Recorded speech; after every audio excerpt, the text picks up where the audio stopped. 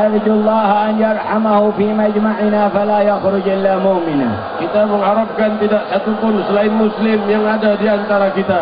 Jika ada yang bukan Muslim, semoga Allah beri hidayah mereka dan petunjuk kepada Islam. وفي بركة النبي وأصحابه نقول نحن وراء النبي أيضا ما قاله الصحابة. Dan kita semua berucapkan kalimat ini, meniatkan kita berada di belakang Nabi sallallahu alaihi wasallam mengikuti ucapan beliau. فارفعوا أيديكم. Angkatlah tangan kalian semua. وقولوا جميعا. Katakan bersama-sama. لا إله إلا الله.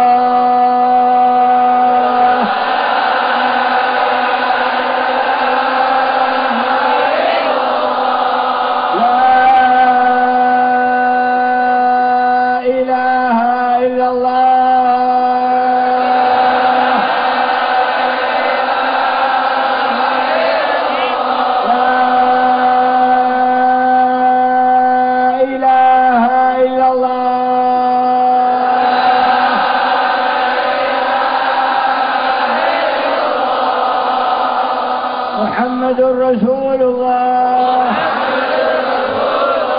صلى الله عليه وعلى آله وصحبه وسلم في كل لحظة أبدا عدد خلقه ورضا نفسه وزنة عرشه ومداد كلماته. يا ربنا اقبل منا. Tuhan kami, terimalah dari kami. والمكان الذي تحشر فيه من لقنهم النبي من الصحابة هذه الكلمة احشرنا معهم فيه. Wahai Allah, sebagaimana kau kumpulkan para sahabat di masa itu di dalam mengucapkan kalimat ini, pastikan kami bersama mereka. قولوا لربكم آمين. قولوا لربكم آمين. Katakan pada Tuhan kalian amin. يستجب لكم رب العالمين. Maka akan dikabulkan oleh Rabbul Alamin. إنها مفتاح الجنة أعطاكم إياه. Sungguh ini adalah kunci sorga yang Allah berikan padamu. حافظوا عليه. Maka jagalah ia. قوموا بحقه. Bangkitlah untuk menegakkan kalimat ini. لو منعكم إياه ما قدر أحد يعطيكم من أهل الشرق ولا من أهل الغرب. Seandainya Allah Ta'ala tidak memberikan kepada kita kalimat tauhid ini, siapa yang mampu dapat memberikannya kepada kita? هو أكرمكم بها. Allah satu-satunya yang memuliakan kita dengan nikmat ini. هو أنعم عليكم بها. Allah yang mengkaruniakan anugerah besar ini kepada kita. هو تفضل عليكم بها. Dialah yang telah menganugerahkan pada kita semulia-mulia anugerah ini. هو أعطاكم إياها. Dialah yang telah memberi kalian darinya. قووها بإقامة الصلوات. Perkuatlah kalimat la ilaha illallah ini dengan melakukan salat. والصلاة في جماعة. Dan usahakan salat berjamaah. وخصوصا الفجر والعشاء. Dan lebih khusus lagi salat fajar dan isya. والحرص على حضور القلب فيها. Dan usahakan agar dapat hadir hati kita di dalam melaksanakan salat itu. وأمر أهلكم وأولادكم بالصلاة. Dan perintahkan, himbau keluarga kita untuk perhatian dengan salat 5 waktu. حافظوا عليها. Jaga salat ini dengan sebenar-benarnya. احرسوها. Jagalah dengan benar. بإخراج الزكاة لمن وجبت منكم عليه الزكاة. Dan juga mengeluarkan zakat bagi yang terwajibkan padanya zakat. وصرفها في مصرفها. Dan untuk mengeluarkannya pada yang benar. وبصيام رمضان. Dan dengan puasa di bulan Ramadan. رغبة فيما عند الله. Dengan semangat untuk mendapatkan anugerah yang di sisi Allah. وإيمانا واحتسابا لوجه الله. Dan semata-mata karena beriman dan mencari pahala dari Allah. واجعلوا لكم نصيبا من الصيام في بقية الأشهر. Dan jadikanlah beberapa daripada hari-hari kita puasa sunnah. فإن من أفضل الأشهر صياما بعد رمضان شهر الله المحرم هذا الذي أنتم فيه. Sebab salah satu waktu yang paling afdal untuk berpuasa di dalamnya di suatu bulan setelah bulan Ramadan, yakni bulan Muharram yang sekarang ini. ولو يوما واحدا أو ثلاثة. Walaupun hanya 1 atau 3 hari. ومن زاد زادوه. Barang siapa yang menambah daripada puasa tersebut, Allah akan menambah pahala baginya. والأشهر ترحل بسرعة شهرا وراء شهر. Dan sungguh bulan demi bulan terus mengalir dan terus mengalir tanpa terasa. وكل شهر يغيب كثيرا من بيننا يحولهم من فوق التراب إلى تحت الأرض. Dan setiap bulan itu banyak terambil daripada kita untuk berpindah dari atas bumi ke dalam perut bumi. والله يرزقنا اغتنام الأعمار. Semoga Allah SWT memberikan pada kita kesemangatan untuk terus tidak menyia-nyiakan amal waktu.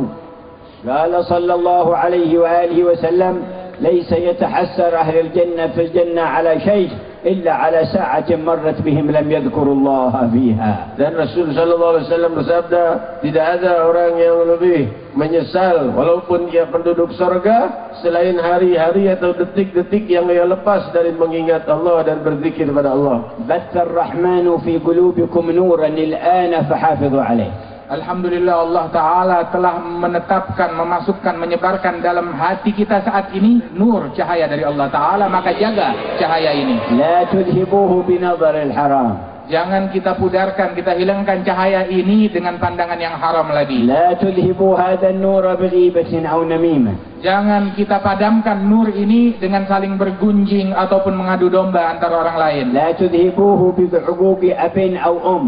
Jangan kita padamkan nur ini yang diberi oleh Allah Ta'ala dengan durhaka kepada ibu bapa. والله يزيده فيكم. Maka Allah SWT akan menambahkan selalu untuk kalian ويديم زيادته عليكم. dan akan selalu mengabadikan pertambahannya untuk kalian dan permudahnya. حتى نحضر في يوم قال فيه يوم لا يخزي الله النبي والذين آمنوا معه نورهم يسعى بين أيديهم وبأيمانهم. Dan Allah Subhanahu wa taala terus akan melimpahkan kemuliaan untuk kalian sampai di waktu Allah Subhanahu wa taala berfirman, hari di mana Allah tidak menghinakan sang nabi dan orang-orang yang bersama beliau, yang beriman bersama beliau, cahaya menerangi mereka dari kanan mereka dan seluruh sudut mereka. وفي الحديث إن النور إذا دخل القلب انشرح له الصدر وانفسح. Dan di dalam hadis disebutkan oleh Nabi Muhammad bahwasanya nur cahaya apabila masuk ke dalam hati, maka dia akan membuat hati itu merasa damai, tentram dan lapang. قيل فهل لذلك من علامة يا رسول الله؟ قال نعم. Ditanya apakah ada ciri-cirinya ya Rasulullah orang yang hatinya mendapatkan nur tersebut? Rasul mengatakan iya, ada. التجافي عن دار الغرور.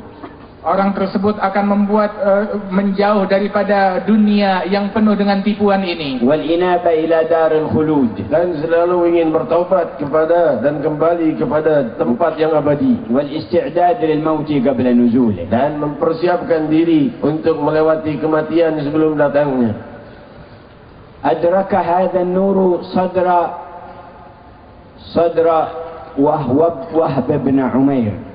Dan cahaya ini diriwayatkan masuk ke dalam sanubari seorang sahabat bernama Wahab bin Umair. كان كافرا ولكن لقي النبي فسر النور إلى قلبه. Ia awalnya adalah seorang yang non-muslim, namun setelah berjumpa dengan Nabi SAW, maka ia pun terkena cahaya hidayah. مع أنه ما كان يذكره بمحبة. Padahal dahulu ketika dia menyebutkan tentang Rasulullah tidak menyebutnya dengan cinta. ولا كان يصلي عليه. Dan dia ini dahulu sebelum Islam tidak bersalawat kepada Nabi. ولا كان يؤمن به ولا يعظمه. Dahulu sebelumnya dia tidak beriman dan tidak menghormati Nabi. بل جاء يريد أن يقتله. Bahkan sebelumnya dia datang kepada Nabi khusus untuk membunuh Nabi. بعد أن اتفق مع صفوان بن أمية في مكة المكرمة. Setelah bertemu dengan Sufyan bin Umayyah di Makkah Al-Mukarramah untuk niat membunuh Nabi. كان وحده وإياه جالسين في الحجر. Dan ia hanya berduaan saja duduk di dalam suatu ruangan. فذكروا زعماءهم المشركين الذين قتلوا في بدر. Dan mereka menyebutkan para pembesar-pembesar Quraisy yang terbunuh di saat perang Badar oleh orang-orang para sahabat Nabi. قال عمير بن وهب لصفوان لولا دين علي وأولاد لي لذهبت حتى أقتل محمد. Beliau bilang kepada Sofwan, seandainya bukan karena hutang yang aku berhutang kepada beberapa orang di sini, niscaya aku akan pergi khusus untuk membunuh Nabi Muhammad. فقال صفوان أولادك أولاد لي ودينك دين علي قال فاكتم الأمر حتى أذهب. Kemudian Sofwan pun berkata kepada dia, anakmu aku yang tanggung bagaikan anakku, kemudian hutangmu aku yang bayarkan, yang penting kau lakukan, tapi ini lakukan secara rahasia, jangan ada yang tahu selain kita. فعاهده أن يقضي دينه ويكفل أولاده وهو يذهب ليقتل سيدنا رسول الله. Itulah kesepakatan mereka, yakni untuk ditanggung anaknya dan juga hutangnya. Yang penting orang ini dia datang pergi untuk khusus membunuh Nabi Muhammad. وسافر حتى جاء إلى المدينة وكان له ولد في الأسرى عند النبي صلى الله عليه وسلم. Maka dia pun pergi ke Madinah, dan kebetulan memang dia ada anaknya yang ditawan di kota Madinah oleh Rasul sallallahu alaihi wasallam. فلما دخل المدينة رآه سيدنا عمر بن الخطاب قال هذا الوجه ما جاء لي خير. Berkata ketika ia masuk Madinah, maka dilihat oleh Sayyidina Umar bin Khattab dan berkata, Sayyidina Umar, wajah seperti ini tidak datang dengan kebaikan. أمسك به حتى أدخله المسجد. Maka ia pun dipegang oleh Sayyidina Umar dan dibawa ke masjid. فقال النبي خلي عنه. Maka berkatalah Rasulullah SAW, lepaskan dia. فأطلقه سيدنا عمر وجلس عمير أمام النبي. Maka dilepaskanlah oleh Sayyidina Umar bin Khattab, maka ia didudukkan di hadapan Nabi, yaitu Umair ini. ومعه سيفه وكان قد سنه وسمه أي جعل فيه سمه. Dan sungguh Umair ini sudah menyiapkan pedangnya dan juga pedang kecilnya yang sudah diasah dan diberi racun.